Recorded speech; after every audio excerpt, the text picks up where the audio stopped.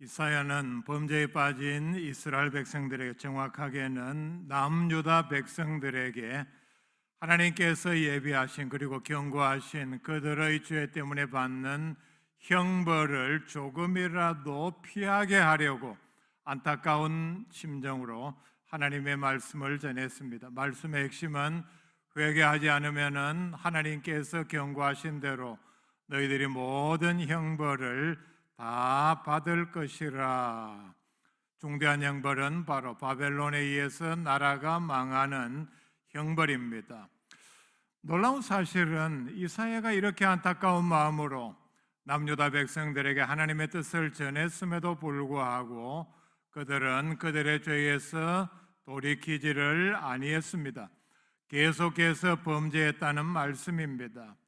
하나님의 경고를, 하나님의 말씀을 직접적으로 무시하고 계속해서 범죄했습니다. 결국은 남유다 백성들은 나중에 북이스라엘도, 즉 이스라엘 전체는 하나님의 경고를 무시했기 때문에 나라가 망하고 말았습니다.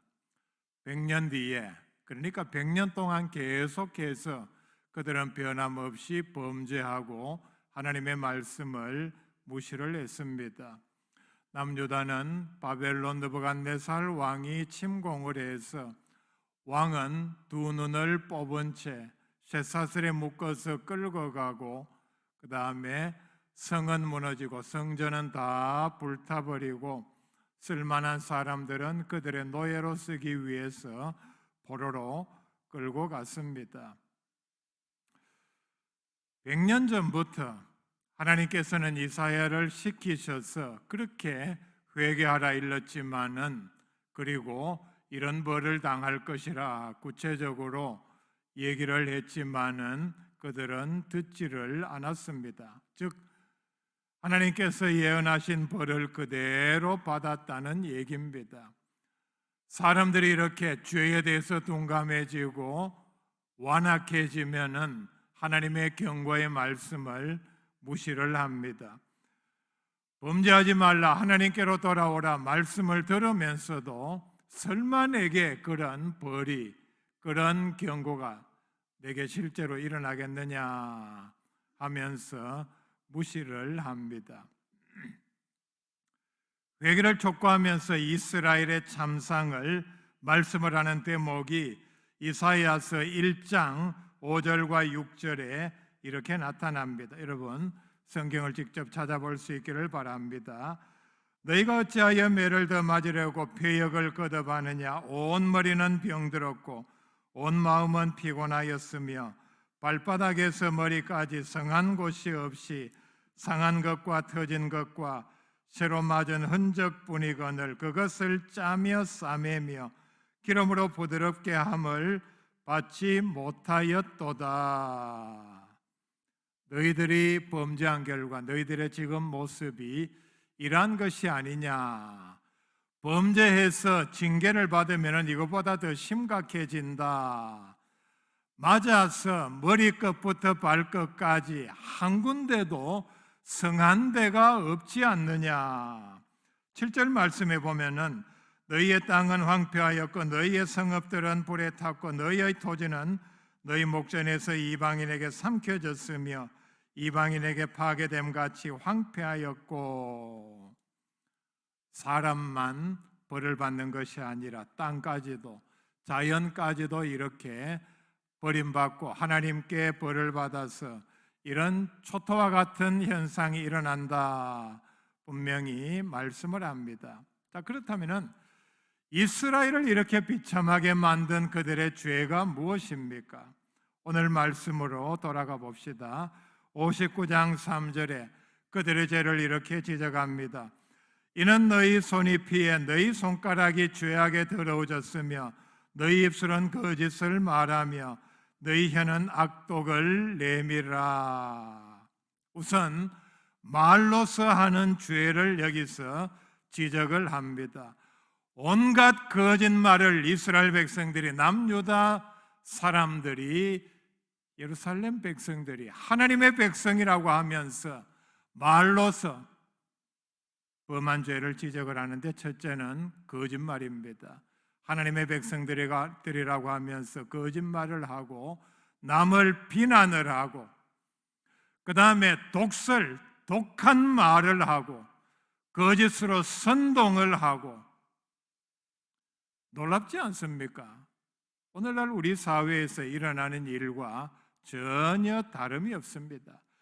죄의 시작은 이렇게 우리가 쉽게 생각하는 죄가 아니라 이런 게 어떻게 죄가 되겠느냐 쉽게 생각하고 무심코 해버리고 하는 말을 여기서 이렇게 지적을 합니다. 4절 말씀에 보면 공의대로 소송하는 자도 없고 진실하게 판결하는 자도 없으며 허망한 것을 의뢰하며 거짓을 말하며 악행을 잉태하여 죄악을 낳으며 말씀을 합니다. 사회 정의 그리고 사법 정의가 완전히 무너졌습니다. 일반 백성들은 거짓말을 하고 자기 편의에 따라서 사람들을 속이고 한다 할지라도 사법부는 즉 재판을 하는 사람들은 철저하게 자기 양심과 법에 따라서 죄인을 벌을 주고 그리고 죄 없는 사람을 이렇게 구제를 해야 하는데 이것이 완전히 뒤바뀐 현상이 그 당시 이스라엘에서 예루살렘에서 횡행했다는 것을 지적을 합니다. 판사가 재판을 할 때에 자기 양심에 따라 판결을 하지 아니하고 뇌물을 받으면 무죄가 되고 뇌물을 써서 어떤 사람을 벌 주라 이렇게 요청을 하면은 죄가 없는 사람도 이렇게 죄를 뒤집어 씌워서 벌을 주는 시대가 바로 그때였습니다. 권력자라면 그리고 자기 편이라면 죄를 지어도 벌하지 아니하고 수사할 때부터 미적미적 죄가 없는 것처럼 수사할 의지가 없는데 그 사람의 죄를 어떻게 밝히겠습니까? 다 뒤지고 노력을 해서 죄를 찾아내야 하는데 우리 편이니까 내가 아는 사람이니까 권력자니까 내가 이 사람 벌을 줬다가 어떤 손해를 당할지 모르니까 이런 마음이 생기고 내가 이 사람 잘 봐줘서 나중에 내가 어떤 도움을 얻겠다 이렇게 생각하는 마당에 제대로 벌을 줄 수가 없습니다. 이렇게 생각하는 재판관이 바로 그 순간부터 자기의 양심은 마비가 되기 시작합니다. 무엇이든지 마비가 되면 제 기능을 발할 수 없지 않습니까? 양심이 마비가 되었는데 어떻게 제대로 판결을 내릴 수가 있습니까? 사법 정의가 완전히 무너졌다는 얘기입니다. 그리고 죄 없는 사람도 죄인으로 만들어 버립니다. 뒤에 나오는 말씀에 보면은 악행을 잉태하여 죄악을 낳으며 말씀을 합니다.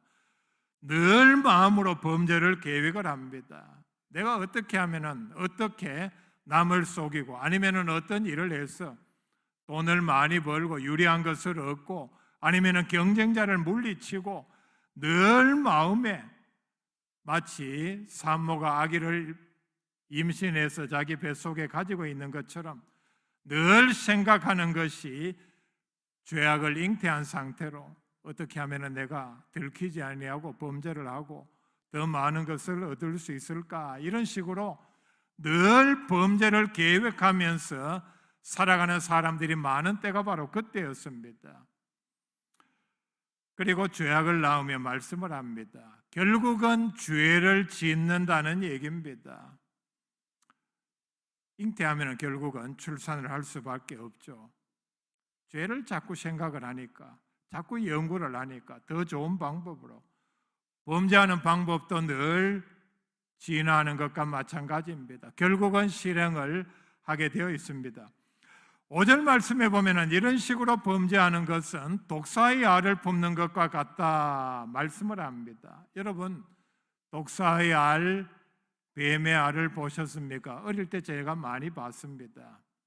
뱀의 알, 뱀이 알을 낳은 것을 보면은 하얗게 아주 예쁘고 귀엽게 생겼습니다.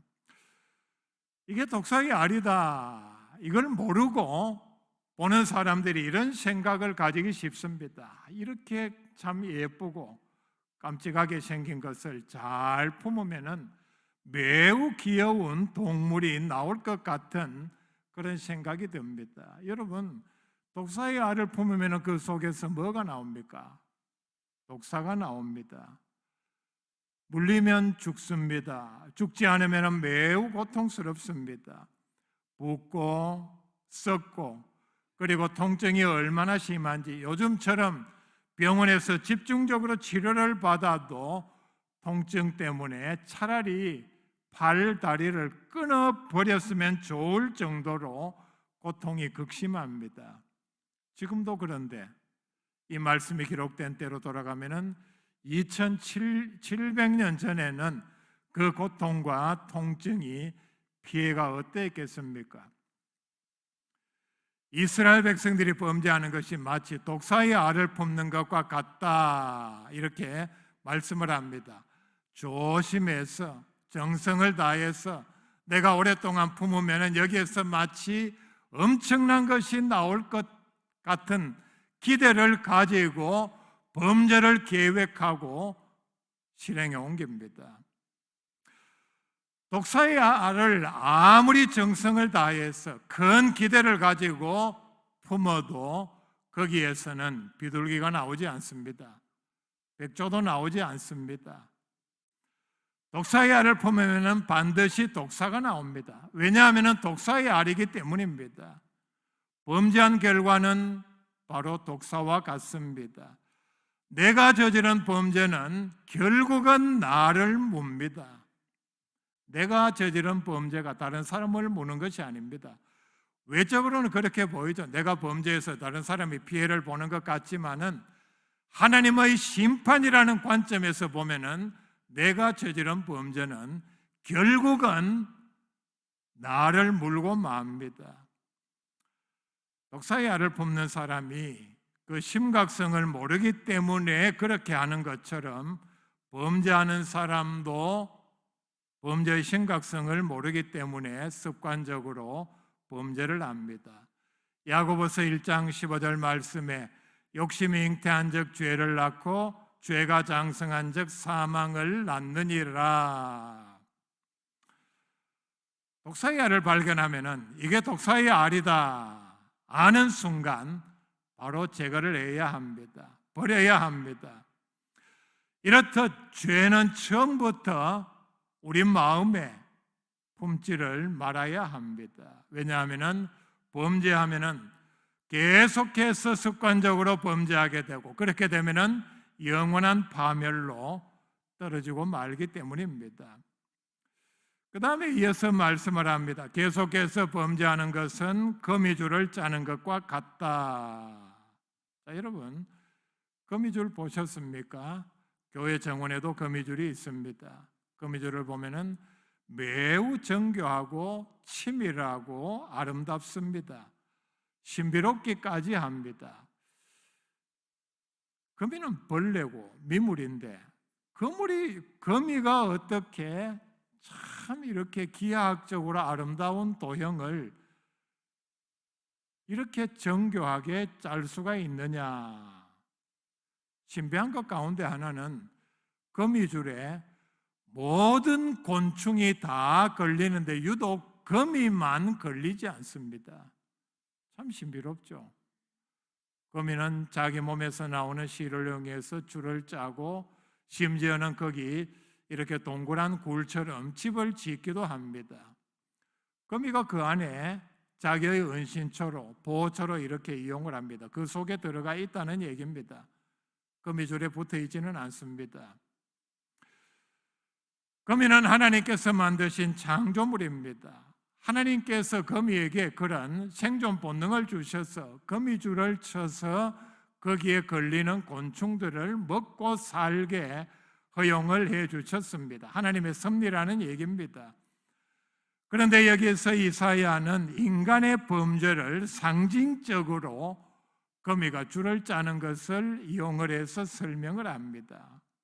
그런데 거미줄을 가지고서는 아무리 많이 짜도 거미줄 가지고는 옷을 만들 수 없습니다. 비슷한 예를 들어봅시다.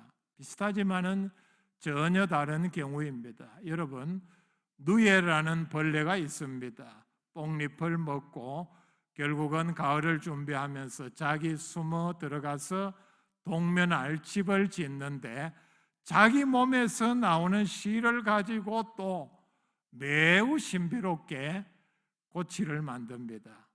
그것도 바깥에서 짜는 것이 아니라 안에서 짜서 이렇게 자기 몸을 감싸서 완성된 집을 이렇게 겉으로 보면은 밀폐가 되게 완벽하게 동면도 하고 이렇게 자기를 보호하는 집을 만듭니다. 참 보면은 매우 신비롭죠. 누이가 어떻게 그걸 알고 자기 몸에서 실을 뽑아서 자기 집을 만들고, 더더욱 신비로운 것은 사람이 어떻게 그것을 보고 거기에서 실을 뽑아서 비단을 만드는가. 여러분, 비단을 만드는 과정에서는 누에의 고치만 이용을 합니다. 거기에다 다른 재료를 섞지 않습니다.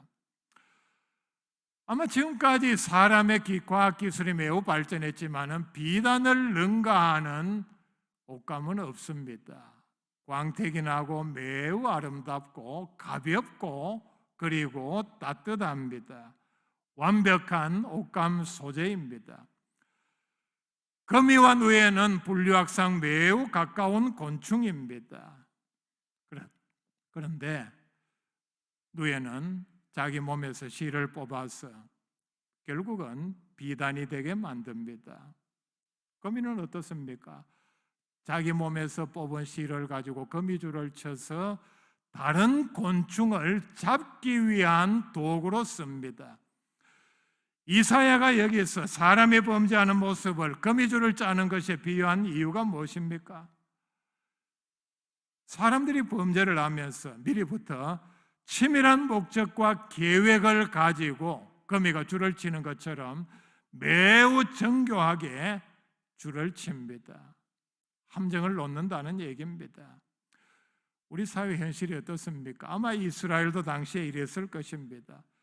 주의하지 않으면은 어떤 범죄의 덫에 걸려서 내가 어떤 치명적인 손해를 입을지 모르는 시대에 우리가 살고 있습니다. 전화조차 우리가 함부로 받을 수 없는 시대입니다. 왜 그렇습니까? 범죄자들이 치밀한 계획을 갖추고 마치 거미줄을 치듯이 곳곳에 이렇게 덫을 놓아놓았기 때문입니다. 이것은 바로 남을 해치려는 악한 사람들의 범죄에 그리고 그들의 악한 계획에다가 비유를 했습니다. 이렇게 해서 자기 목적을 이룰 것 같지만은 여기서는 절대로 선한 결과를 얻을 수 없다 말씀을 합니다. 거미줄을 가지고는 옷감을 만들 수 없는 것과 같은 이치입니다. 많은 사람들이 거미가 거미줄을 짜듯이 치밀하게 범죄를 계획합니다. 범죄가 어떻습니까? 여러분 당해보신 분도 있을 것입니다. 피해자는 엄청난 것을 잃습니다. 잃고 난 다음에 엄청난 심적인 고통에 시달립니다. 이들이 치밀하게 계획하고 마치 거미줄처럼 깔아놓은 그 덫에 걸린 사람들의 피해가 얼마나 큽니까? 그리고 그 수법이 얼마나 잔인합니까? 남을 속이고 그리고 속이기 위해서 기만적인 궤변을 늘어놓습니다. 오늘날 정치인들이 표를 얻기 위해서 하는 수법과 똑같습니다. 거짓으로 선동을 합니다. 그리고 거짓말로 사기를 치면서 남의 금품을 빼앗아갑니다. 돈을 벌기 위해서 속이는 사람들이 얼마나 많습니까? 우리 사회에 만연해 있는 가짜, 원산지를 속이고 성분을 속이고 그리고 사람이 먹어서는 안 되는 유해 물질을 많이 집어넣고 원가를 아끼기 위해서 이런 모든 일들에 대해서 6절 말씀에 보면은 그 행위로는 자기를 가릴 수 없을 것이며 결국은 이런 식으로 죄를 지은 모든 사람들의 죄는 마치 거미줄로 짠 옷감처럼, 짤 수도 없겠지만은 자기를 가릴 수 없다. 자기의 죄가 다 드러나고, 그리고 옷은 구원의 옷을 말씀을 하기도 합니다. 구원받지 못한다는 얘기입니다. 에레미야 17장 11절에 이런 말씀이 나옵니다. 불의로 치부하는 자는 자고 새가 낳지 아니하는 알을 품음 같아서 그의 중년에 그것이 떠나겠고 마침내 어리석은 자가 되리라. 자고 새는 이스라엘 사해 부근에 많이 사는 메추리와 비슷한 그런 새입니다. 그런데 이 새는 알을 많이 이렇게 품는 새로 알려져 있습니다.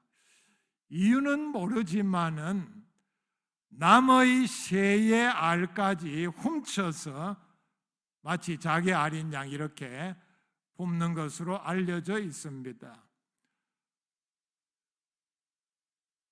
사람만 도둑질하는 것이 아니라 짐승들도 도둑질을 하고 빼앗기도 하고 속이기도 합니다. 그런데 자고새는 남의 알을 이렇게 훔쳐다가 마치 자기 일인 양 수고를 하면서 품고, 그리고 거기서 부화해서 알이 나오면은 자기 새끼인 것처럼 부지런히 먹이를 물어다가 새끼에게 공급을 합니다. 남의 새끼를 키운다는 얘기입니다. 결국은 남의 새끼이기 때문에 다 크면은 다른 데로 날아가 버리고 맙니다. 불의로운 방법으로, 그리고 남을 속여서 얻은 재물은 마치 이와 같다. 결국은 그것이 자기를 떠나버리고 마침내 어리석은 자가 되리라 말씀을 합니다. 에레미야 17장에서 보면은 이런 일이 일어나기 전에 그 앞에 2절에서 이렇게 말씀을 합니다. 이런 일이 일어나는 것이 한꺼번에 일어나는 일이 아니라는 얘기입니다. 9절에 보면은 만물보다 거짓되고 심히 부패한 것은 마음이라 누가 능히 이를 알리오마는 사람들의 마음이 늘 거짓되고 부패해 있으니까 결국은 속이는 것으로 나타날 수밖에 없습니다. 10절 말씀에 보면은 나 여호와는 심장을 살피며 폐부를 시험하고 각각 그의 행위와 그의 행실대로 보응하나니. 11절 말씀 봅시다. 결국은 속여서 얻은 재물이 나중에 일정 시간이 되면은 다 떠나버리는 이유가 뭡니까? 10절 말씀 뒷부분에 보면은 하나님의 보응 때문이라 분명히 말씀을 합니다. 오늘 말씀 7절로 돌아가 봅시다. 7절에 그 발은 행악하기에 빠르고 무죄한 피를 흘리기에 신속하며 그 생각은 악한 생각이라 황폐와 파멸이 그 길에 있으며. 그 생각은 악한 생각이라. 사람의 생각이 늘 악하기 때문에, 여러분, 사람의 생각은 근본적으로 또 처음부터 계속해서 끝까지 늘 악하다는 사실을 우리가 염두에 두어야 합니다. 재미있는 것은 옛날 번역에 보면은 이 구절을 그 사상은 죄악의 사상이라 말씀을 합니다. 죄악된 사상이 많이 있죠. 우리 사회에도 문제가 되는 사상들이 많이 있습니다. 공산주의 사상, 뭐 이런 식으로 아무리 생각이 자유라 하지만은 생각 자체가 벌써 이렇게 악하고 죄가 되기 때문에 결국은 그런 생각, 그런 사상에서는 이런 생각 자체가 독사의 알을 품는 것과 같기 때문에 독사 같은 결과가 나올 수밖에 없다는 사실을 분명히 기억해야 합니다. 범죄한 결과가 무엇이냐? 하나님께서 그 사람의 기도를 듣지 않으신다 분명히 말씀을 합니다. 응답받지 못한다는 뜻입니다. 복을 받지를 못합니다. 그 이유를 1절과 2절에 이렇게 말씀을 합니다. 여호와의 손이 짧아 구원하지 못하심도 아니요 귀가 둔하여 듣지 못하심도 아니라 너희 죄악이 너희와 너희 하나님 사이를 갈라놓았고 너희 죄가 그의 얼굴을 가리어서 너희에게서 듣지 않으시게 함이니라. 영안을 가질 수 있기를 바랍니다. 우리의 죄는 하나님과 우리 사이에 큰 장벽으로 왕래도 할 수 없고 우리가 아무리 부르짖어도 그 소리가 하나님께 전달되지 않는 완전히 막힌 장벽을 형성한다 말씀을 합니다. 이사야서 1장 15절에는 이렇게 지적을 했습니다. 너희가 손을 펼 때에, 즉 기도할 때에, 서서 이렇게 손을 펴면서 기도할 때에 내가 내 눈을 너희에게서 가리고 너희가 많이 기도할지라도 내가 듣지 아니하리니. 보통 기도하는 것이 아니라 많이 기도할지라도 내가 듣지 아니하리니 이는 너희의 손에 피가 가득함이라. 실제적으로 그런 일이 없죠.